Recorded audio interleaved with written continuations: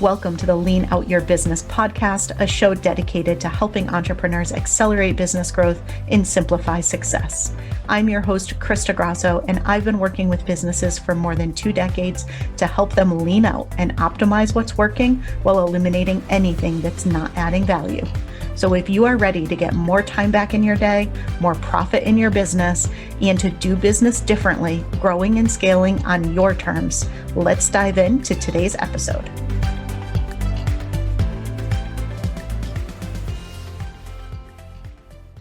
Hello, everyone, and welcome to another episode of the Lean Out Your Business podcast. Today, I'm really excited to introduce you to Nicole Iacovoni. She is a financial therapist and licensed psychotherapist with 17 years of experience. She writes a crush-worthy newsletter called The Comfy Couch, where she dishes on her latest financial crush, offers inspirational ideas for dating your money. We're going to dive into that today, and helps ambitious entrepreneurs deal with business drama. Her signature program, Money Therapy, teaches you how to transform your toxic relationship with money into a super steamy love affair. She has been featured in Business Insider, CNBC Select, and Up Journey. Nicole, welcome. I'm so excited that you're here today. Thank you for having me. I'm thrilled to be here. All right, so I want to dive in right into your bio here about toxic relationships with money, because I feel like this is something we all know. However, help us understand what this looks like. So why do you think people have toxic relationships with money? And how do we know if we have one or if our clients have one? Yeah, great questions. So our relationship with money starts really early on in our life, and we often aren't aware what our beliefs about money are really becoming. So, we look to our parents and see how they manage money and how they talk about money and how they feel about money. And we think about our earliest money memories, and we learn really important takeaways from those things. And then unconsciously, all these beliefs about money form that we aren't really aware of, but they can creep up on us later in life. And some of the underlying beliefs about money can really lead to a toxic relationship with it. So for example, we might form the belief money is the root of all evil. How many times have we heard people say things like that, right?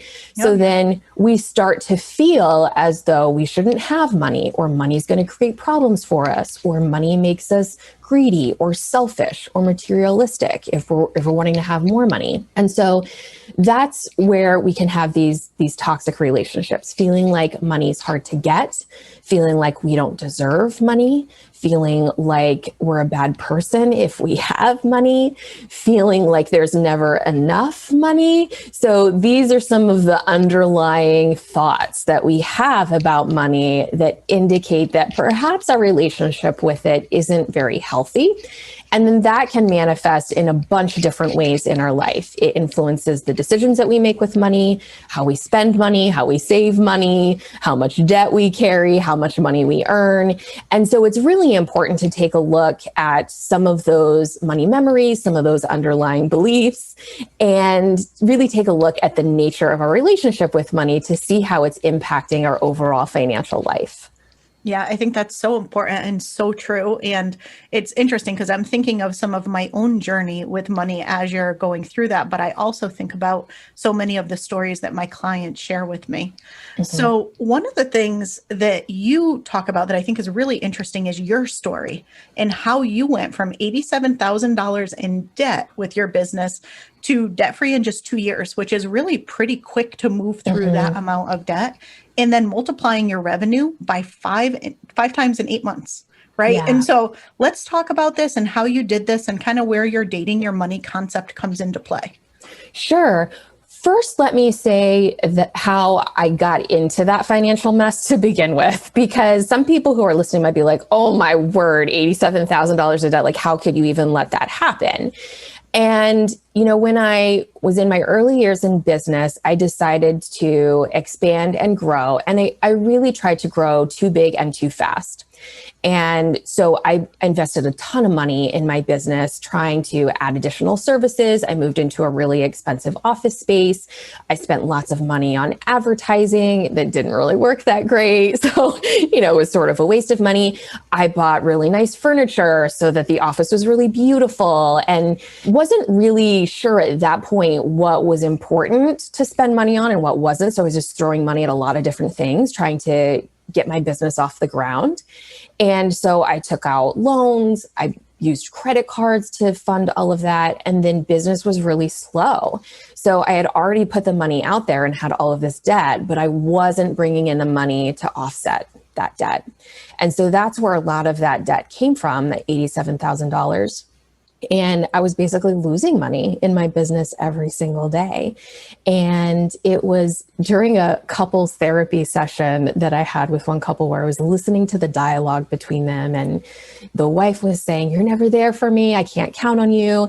And the husband was saying, "You don't do enough for me." And I'm sitting there thinking, oh my gosh, like that's how I talk in my own mind about money. Money's so hard to get. It's never there for me when I need it. There's never enough. And so that was a realization for me that my relationship with money was toxic, and it was keeping me from making good decisions with money. It was keeping me from managing it well, and it was keeping me from earning the amount of money that I knew that I deserved. And so what I started doing was really paying attention to the fact that I was avoiding money. I felt like it was confusing, overwhelming, really complicated. So I would just, brush it under the rug. I wouldn't take time to tend to my finances or see where my money was going because it felt scary and uncomfortable to me. But that only made my problems worse. So I thought to myself, all right, well, I realized my relationship with money is toxic, very much like the relationships I see with couples who come to me for couples therapy. So what do I tell them to do to improve their relationship? I tell them, have date night. Like that's one of the basic pieces of homework that I give couples. Set aside time to make your relationship a priority, to tend to that relationship, to give each other your time and attention, to respect each other, to have fun and to flirt. And so I decided that I was going to take that concept and experiment with it by applying it to my relationship with money.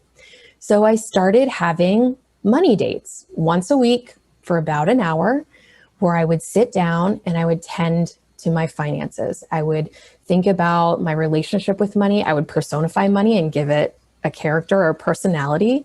And I would think, how would I want to be treated in this relationship? And apply that to how I treat my money. I want to be respected. I want to be appreciated. I don't want to be taken for granted. I don't want to be neglected or abused.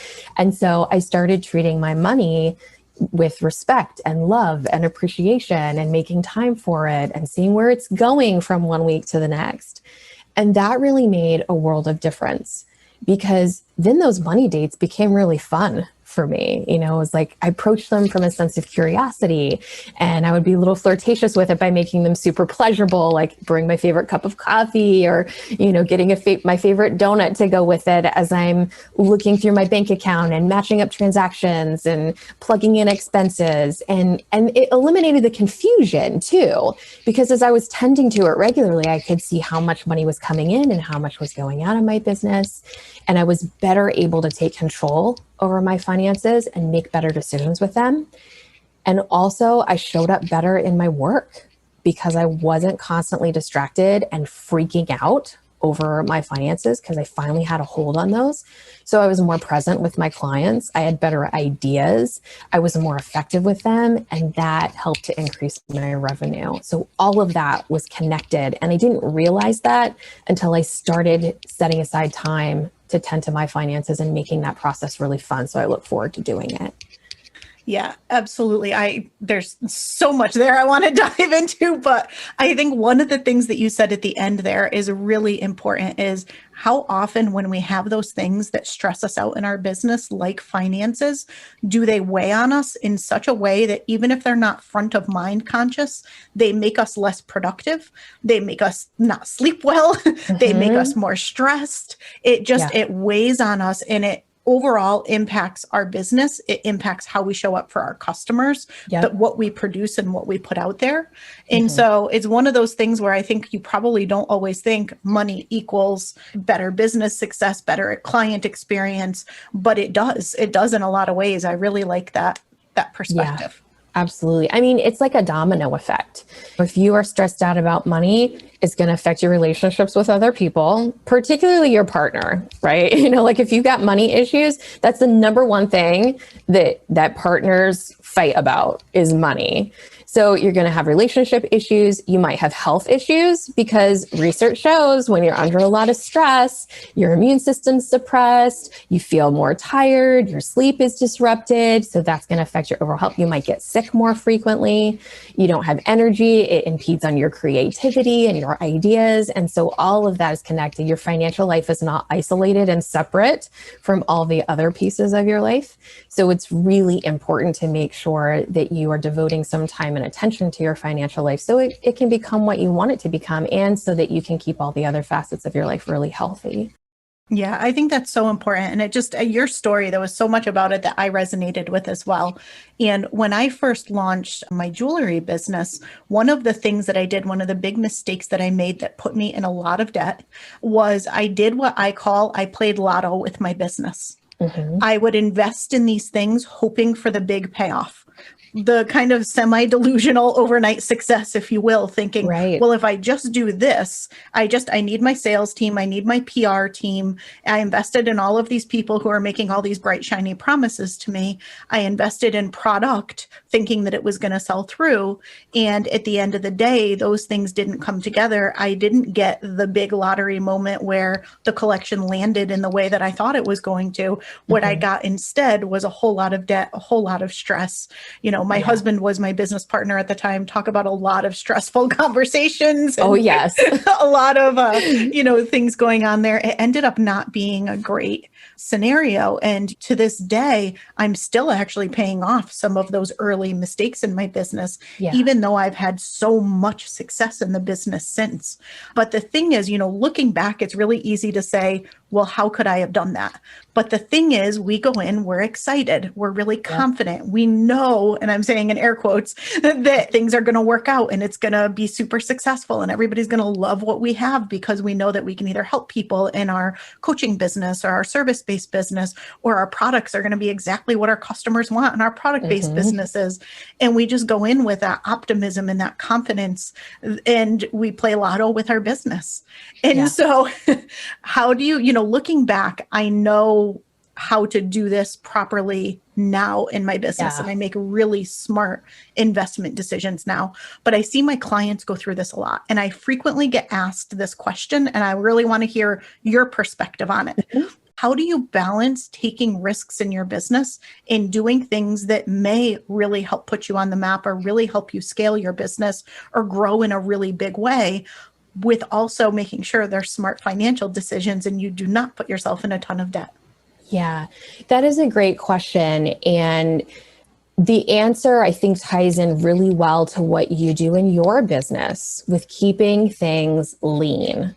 And I think that keeping things lean really helps you to protect yourself from risk and to know what risks to take and how much.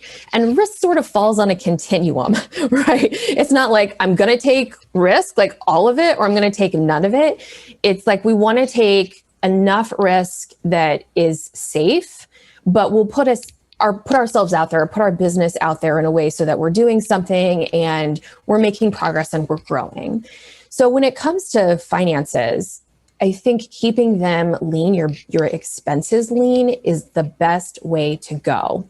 So testing one thing at a time instead of investing in a whole bunch of things all at once, because when you do that, you don't really know what's working for you. So let's say you do start making more money, but you're like, okay, well, what helped me to do that?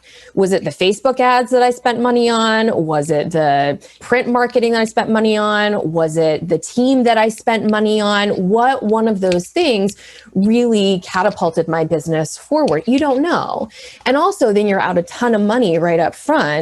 And then if it doesn't work out and you don't increase your revenue, then you're like, oh crap, now what do I do? Which thing do I eliminate? And so I think starting small and just spending money on one thing at a time and seeing how it does limits your risk, but it's still helping you to put your business out there, to take steps towards growing revenue and gaining more clients and gaining more visibility. And I'll also say, try to exhaust your free options first before you resort to investing a lot of money. So for example, I think that there is a big push for social media advertising right now. And a lot of people have probably heard that, you can't have a successful business if you don't have a strong social media presence or if you don't invest in ads. Well, I would argue otherwise, and I'm sort of living proof of it, that you don't need a large following. I am not at all on social media. I have a Facebook account that I use occasionally to participate in like 3 groups, and that's it. So I'm not doing posts, I'm not doing ads or any of that, but it doesn't mean that I don't have visibility in my business, because what I do is I spend my time pitching podcasts to be a guest on their show, or sending articles to magazines or different online media publications, or, asking people if they're interested in spotlighting my business and my work. And a lot of those people say yes. And that's free marketing and advertising. It is a way to make your business more visible, to gain clients and customers, to get raving fans, and you don't spend any money on it. So that's another way to keep your business really lean and to limit financial risk. Is it takes more time to do those things, but it's a worthy investment, because if you get a return on it, great. That's like bonus money coming in, but you haven't lost anything. You're not putting your business at risk by taking on a massive amount of debt that could weigh you down later on in the future. And if those opportunities don't get you more clients, you haven't lost anything. You haven't lost any money. And that's really what we want to do for our businesses. We always want money coming in without losing money, without going into the negative. Yeah, I love everything about that. And you are totally speaking my language there all the way around. It's very similar to what I tell people as well. I think you need that clarity on what's actually important. You need to stay focused on what's important.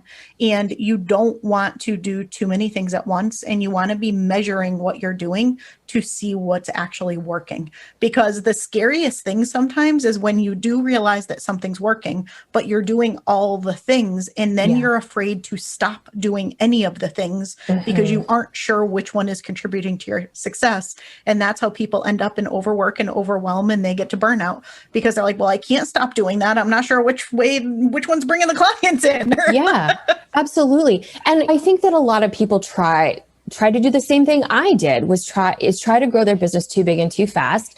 And there is a push out there, or there's like a culture, I think, that's like, ooh, 6 and 7 figure businesses. This is what you need to have. And, this is how you do it. And you can be an overnight success if you do all of these things, or if you do X, Y, Z. And that isn't really reality. At least that's not my reality. And that's not what I see with the clients that I work with being their reality, that slow and steady wins the race. But I think that we see that dream out there and we try to grow and scale too quickly. And that gets us into a lot of trouble. And so one of the things that I teach my clients in money therapy is to pace yourself. So to grow gradually, organically, step by step, little at a time, so that you have a good solid foundation where you have profit. You want to have profit before you take the next step and invest in something else, or before you really grow and expand your business. You want to have the funds already available to put money into that stuff rather than going into debt to grow the business. So if your business is struggling, you don't yet have the money to grow and expand and advance, then keep doing what you're doing and working on it and figuring out new ways to increase your profit. And then when you've got that down, then grow and expand, or add new services, or move into the expensive building or whatnot. You want to have the money first. And one of the biggest mistakes that I see entrepreneurs make, particularly women entrepreneurs, is that they outsource their financial management to other people. One of the things that I help clients with is to help them take a more active role in their financial life, to set aside time to date their money and tend to their finances and feel really good about that, to gain confidence in their own ability to do this themselves, because they know their business better than anybody else. They know what they want for their lives. Other people don't necessarily get it. And so they need to be the ones guiding the ship when it comes to what they do with their money, how much money they're making, where that money goes. And that's something that like breaks my heart when I see that happening, because I mean, these are strong, smart, capable women who just need a little support to change the way that they think and feel about money in order to behave differently and really claim their financial power. And that's what money therapy is really all about, is changing the way that you think and feel about money so that you can be in charge of your own financial life and feel very confident in your ability to do that. Yeah, I love that. And one of the things I want to dive into next with you is the freedom that money gives you when stuff happens, right? Mm-hmm. And so I know you've just had a really kind of devastating loss in your life. I had a really rough experience in 2020. And sometimes things come up that just come out of left field. And as much as we want to be in a position to have the magical vacation that drops in our lap that we can go on and enjoy, which is great, sometimes it's the less favorable things that kind of come at us when we least expect it. And so how does having control of your finances kind of really help in those scenarios? Mm-hmm. So I will share with you that my mother recently passed away just a few weeks ago, actually, and she played a really important role in my life and in my business.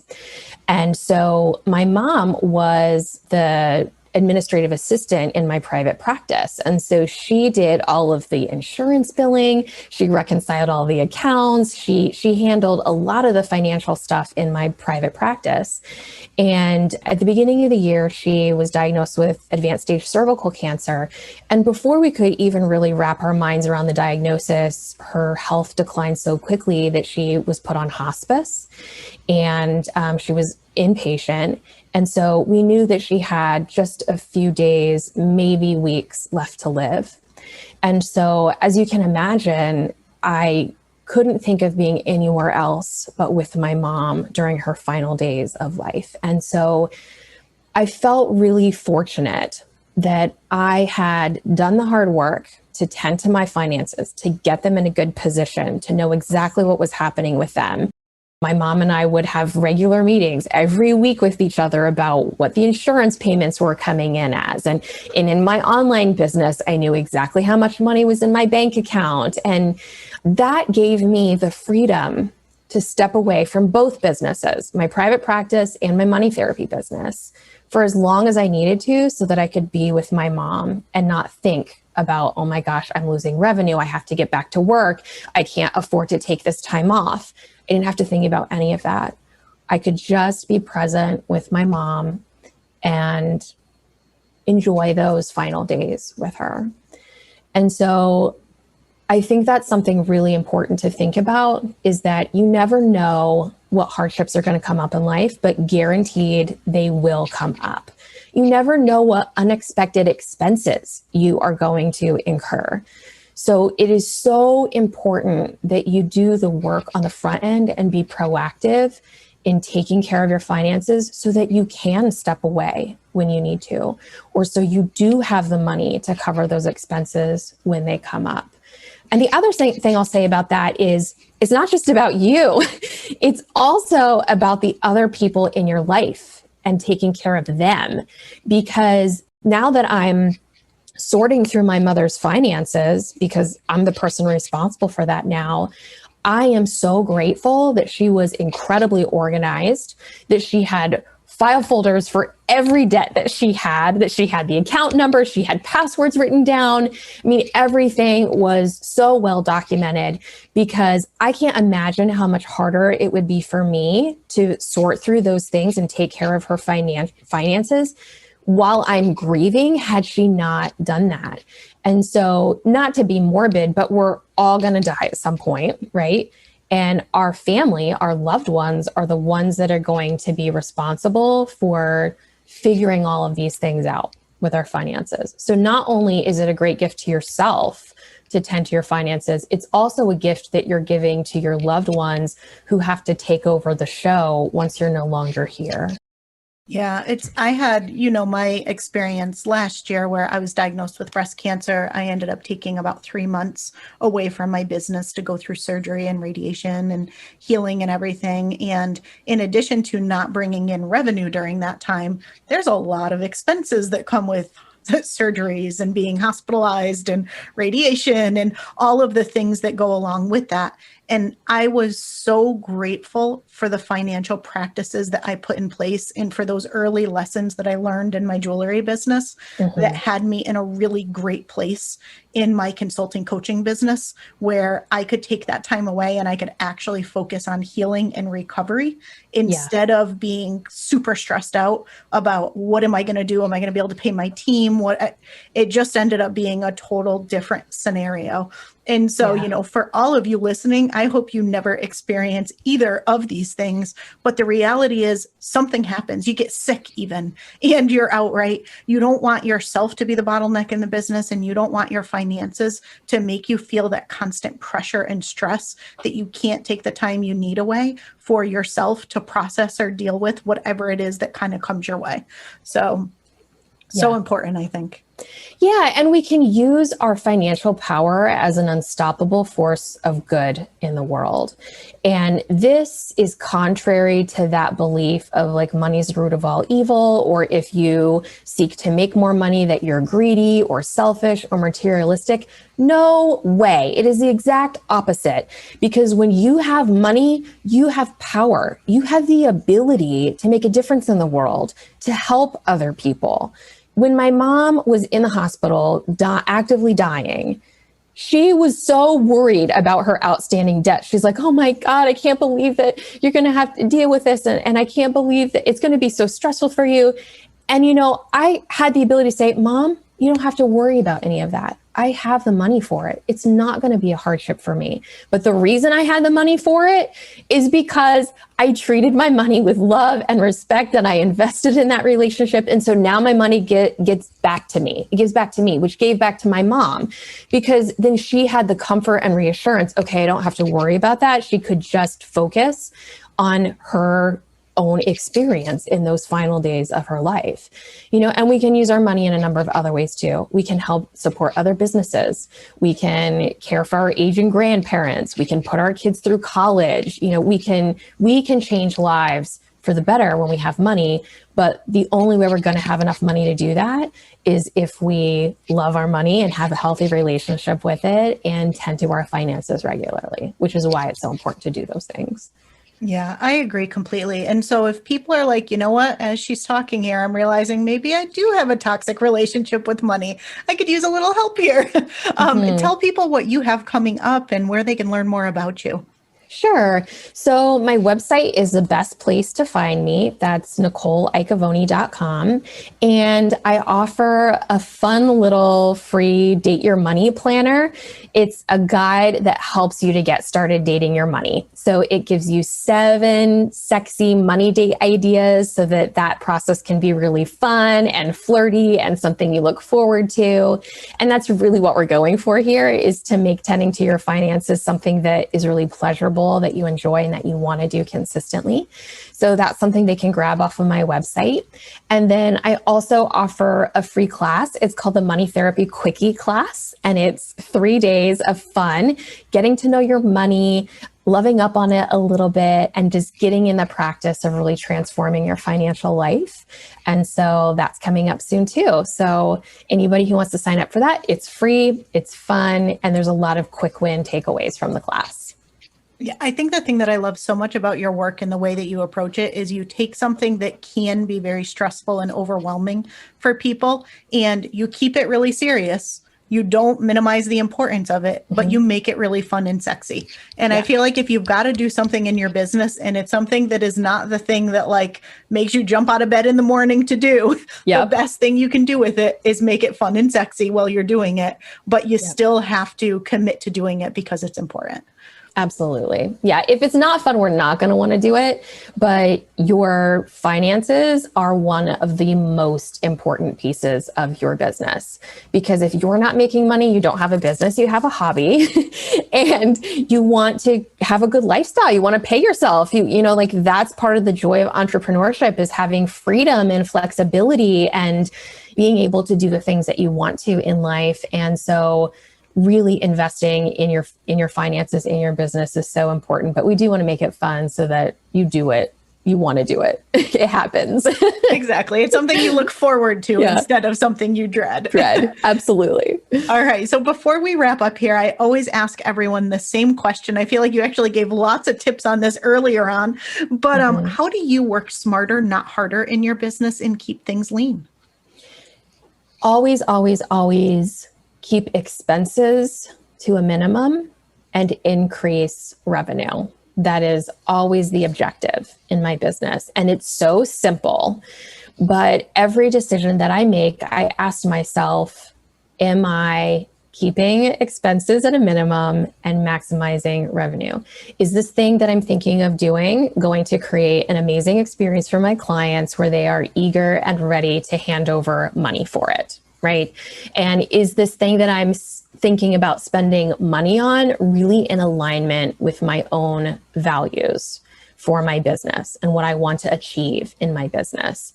And if the answer is yes, that is money well spent, at least I can test it out and see if it's money well spent and if it gives me the return that I'm looking for. And if the answer is no, then I know that I don't want to spend money on that expense. I don't want to take that expense on. And so it's a very simple system to measure all your decisions against, so that you aren't going into debt. You're not spending a lot of money on stuff that isn't going to do your business any good, but you are always thinking about how you can grow your business, scale your business, and make more money in your business. I feel like that is beautiful advice to land on. And that fits so nicely with everything that I talk about with having your next level vision and making sure things you're doing are in alignment. I love this financial take on that because I think that's so important. So Nicole, thank you. This has been an amazing conversation. So happy to have you on the show and look forward to doing it again at some point in the future. Guys, Thank you will for having find me. Yeah, all of her contact info in the links below. So go check out Nicole and we will see you next week.